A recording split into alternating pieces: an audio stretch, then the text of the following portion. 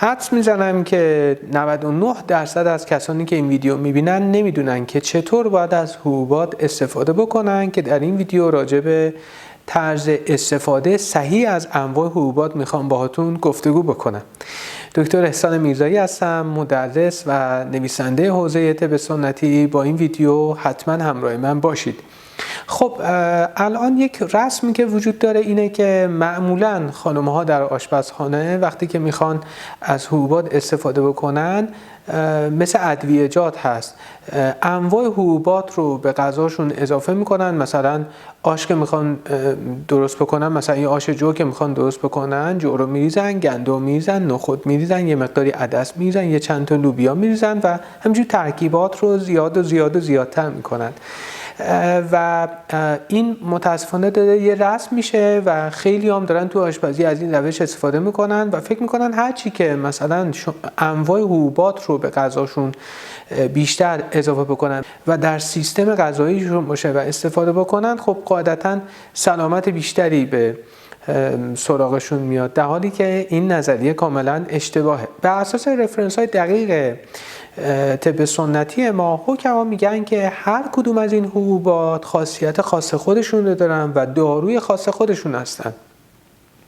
مثلا من این مثال براتون بزنم. اگر خانومی خب به جهت مثلا فشار عصبی که داشته و یا استفاده از گرمیجات زیاد دچار خونریزی طولانی مدت شده، خب یک نسخه بسیار عالی اینه که عدس رو روش یه مقداری آب جوش میریزن و بعد یه مقداری در حقیقت میسابن روی این عدس رو، پوستش جدا میشه و بعد بهش میگن عدس مقشر. اینو میپزن و استفاده میکنن، در قطع خونریزی پریودی موثره. حالا حساب بکنید که همه این حبوبات رو ما میایم مثلا توی آشی مثل آش شل قلمکار، هرچی که دم دستمون میاد رو داخل این آش اضافه میکنیم و بعد میگیم که مثلا خب خیلی عالی شده، الان دیگه کلی قوت داره به بدنمون میرسونه. اما در حالی که اینو یادتون نره که همه حبوبات هر کدومشون دارو هستن. ببین مثل سبزیجاتی قبلا بهتون گفتم، ما فکر میکنیم مثلا وقتی که دمنوش زنجبیل یا دارچین و یا اینجور چیزا داریم استفاده میکنیم مثلا اینا عارضه‌ای ندارن، گیاهن عارضه ندارن، که من متعدد در ویدیو بهتون گفتم اینها هم دارو هستن در طب سنتی و درجه دارویی و با خواص خاصی در کتب رفرنس طب سنتی ازشون یاد شده. پس اگر تو بخوای همین جوری از همین حبوبات استفاده کنی و یا از سبزیجات استفاده بکنی، همه اینا میتونن عارضه بدن. بهترین و سالمترین روش برای در حقیقت طبخ غذا اینه که شما به یکی یا دو تا از این حبوبات اکتفا بکنید و اینقدر تنوع در سیستم غذایی نداشته باشید. مثل اینکه انواع الان ادویه‌جات تند رو ما با هم ترکیب میکنیم ادویه خورشتی، ادویه ماهی، ادویه کاری و اینها، و وقتی که اینا زیاد استفاده میکنیم خب قاعدتاً باعث مشکلات متعددی در بدن هم خواهد شد. حالا اگه بخوام مثلا اون طب سنتیش بگم، حکما در کتب میگن این سردرگمی طبیعت بدن انسانه.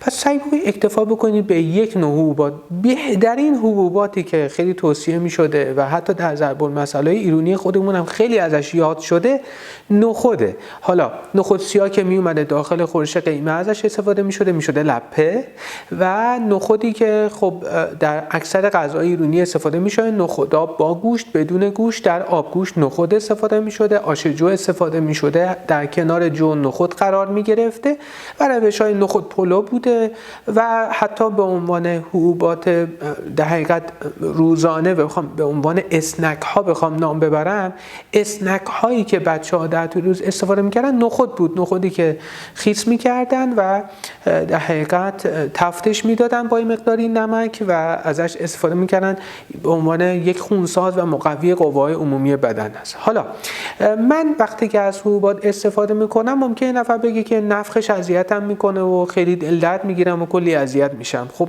چه راهکاری وجود داره برای اینکه بتونم این عارضه رو بسیار کم بکنم؟ لطفاً تا اینجای ویدیو میدونم بسیار براتون مفید بوده و مطالب بسیار مهمی رو از کتب رفرنس البته خدمتتون ارائه کردم. لایک و کامنت اگر سوالی هم دارید فراموش نشه و اگرم عضو کانال ما نیستید لطفاً سابسکرایب کنید. خاطر اینکه این کارهای شما باعث میشه که خیلی افراد دیگه هم بتونن از این ویدیو استفاده بکنن و دانششون در حوزه طب سنتی افزایش پیدا بکنه و به سلامت برسن. خلا وقتی که من میخوام از حبوبات استفاده کنم، مثلا من میخوام از نخود استفاده بکنم و این نخود نفخش و اینا اذیتم نکنه، من بخواید از یکی از کتب رفرنس که مخزن الادویه باشه یک روش درمانی ساده بهتون بگم برای اینکه دیگه نفخ نخودم اذیتتون نکنه. فقط کافیه که نخودی که میخواید ازش استفاده بکنید رو 24 ساعت داخل عرق آویشن بخیسونید و یا حتی حبوبات دیگه. بعد اون حکیم عقیلی در اون کتاب میفهمن که وقتی شما این کارو میکنید اثرات نامطلوب اون حبوبات داخل بدن شما تا حد زیادی گرفته میشه و این روش ساده بسیار برای اونایی که حبوبات اذیتشون میکنه، به خصوص نخود وقتی استفاده میکنن کلی دل درد میگیرند و رفلاکس میاد سراغشون، اینها بسیار میتونه مفید باشه. این روش رو حتما به دیگران هم آموزش بدین.